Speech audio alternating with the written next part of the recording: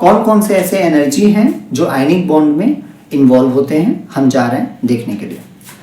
तो बच्चों सबसे पहले आपको पता होगा कि आयनिक बॉन्ड बनता कैसे है। एक मेटल होना चाहिए, ठीक है, चलो मेटल आ गया। एक नॉन मेटल होना चाहिए, ठीक है, उसको मैं यहां लिखता हूं। एक नॉन मेटल होना चाहिए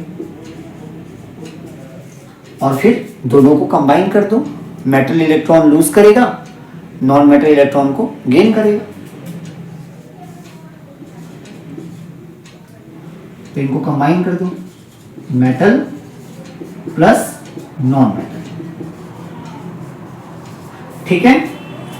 तो मेटल, हमें पता है मेटल जो होता है वो इलेक्ट्रॉन को लूज करता है ना। तो मेटल को चलो हम कैपिटल एम से दिखा रहे हैं।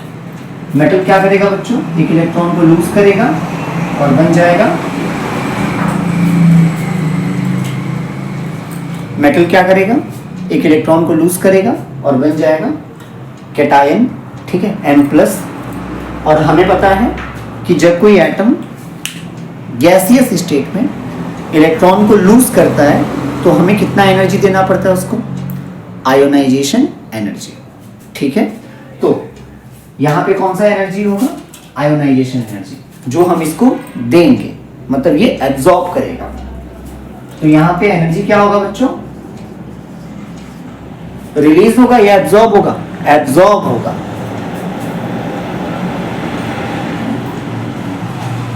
तो एनर्जी क्या होगा, एब्जॉर्ब होगा, और इस एनर्जी को हम क्या बोलते हैं, आयोनाइजेशन एनर्जी। तो ये हो गया हमारा आयोनाइजेशन एनर्जी। तो जितना कम एनर्जी दे उतना ज्यादा बेटर होगा। स्टार्टिंग में हमने देखा था कि सर कोई भी दो एटम, दो मॉलिक्यूल बॉन्ड बनाते क्यों हैं, क्योंकि उनका एनर्जी कम से कम हो। तो अगर हम इसको ज्यादा एनर्जी दे देंगे तब तो प्रॉब्लम है। तो जितना कम एनर्जी में कैटायन बन जाए उतना हमारे लिए बेटर। तो आयोनाइजेशन एनर्जी जितना मिनिमम होगा, आयनिक बॉन्ड उतना बेटर बनेगा। तो ये कैसा होना चाहिए, मिनिमम। कैसा होना चाहिए, मिनिमम होना चाहिए। दूसरा नॉन मेटल। नॉन मेटल क्या करता है, इलेक्ट्रॉन को गेन करता है। तो नॉन मेटल को बच्चों दिखाते हैं, चलो हम लोग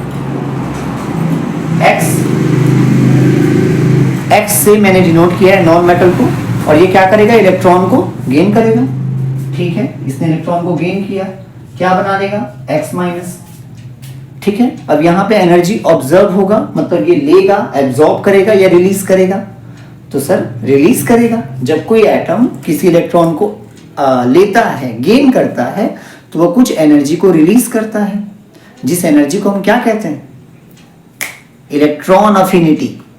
क्या बोलते हैं, इलेक्ट्रॉन अफिनिटी।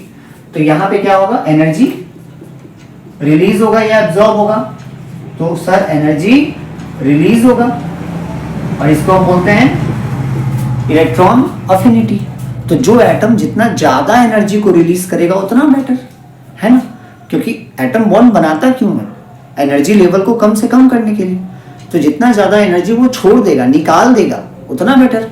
तो इलेक्ट्रॉन अफिनिटी कैसा होना चाहिए, कम या ज्यादा, सर ज्यादा होना चाहिए। तो इलेक्ट्रॉन अफिनिटी मैक्सिमम होना चाहिए, ठीक है।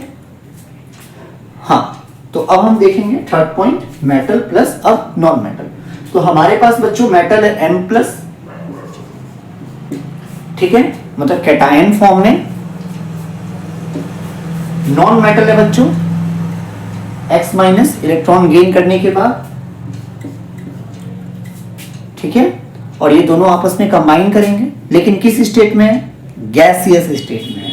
किस स्टेट में है, गैसियस स्टेट में है। याद रखना बच्चों, जब कोई मेटल इलेक्ट्रॉन को जब लूज करता है ना, तो वो डायरेक्टली सॉलिड फॉर्म में नहीं करता। जब आयनिक बॉन्ड बनाया जाता है तो पहले हम मेटल को सब्लिमेशन एनर्जी देते हैं।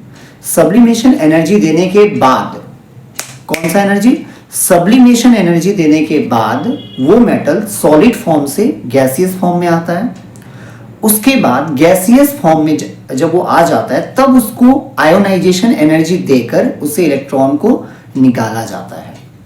याद रखना, ठीक है। और नॉन मेटल तो तीनों स्टेट में पाए जाते हैं, तो क्लोरीन गैसियस फॉर्म में। अब ये दोनों गैसियस फॉर्म में, दोनों आपस में कंबाइन करेंगे और क्या बनाएंगे, MX, ठीक है। किस स्टेट में बनाएंगे सर, सॉलिड में। मैंने कहा था, याद करो कि Na+Cl-, चलो ठीक है, ऑक्टेट कंप्लीट हो गया, बट वो आपस में कंबाइन करके सॉलिड फॉर्म में आएंगे। क्यों, ज्यादा स्टेबिलिटी के लिए, तो ये सॉलिड फॉर्म में।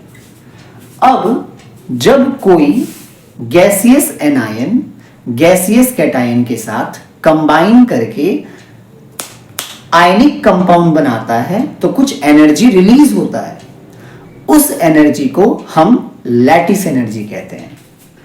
तो यहां पे जो बच्चों एनर्जी रिलीज होगा, ठीक है, आई अगेन रिपीट इट, जब एक गैसियस कैटायन गैसियस एनायन के साथ मिलकर आयनिक बॉन्ड बनाता है, आयनिक कंपाउंड बनाता है, तो कुछ एनर्जी रिलीज करता है।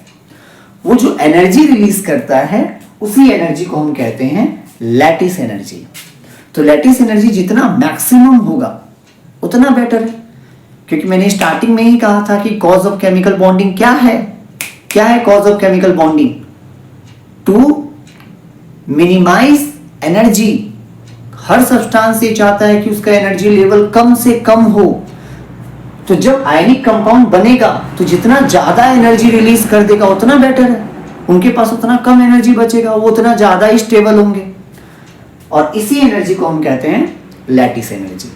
अगर टेक्निकल टर्म में बोला जाए और ज्यादा बेटर तरीके से इसका डिफाइन किया जाए तो हम ऐसे बोलेंगे, ध्यान से, when 1 mole of gaseous cation is combined with 1 mole of gaseous anion, they form 1 mole of ionic compounds।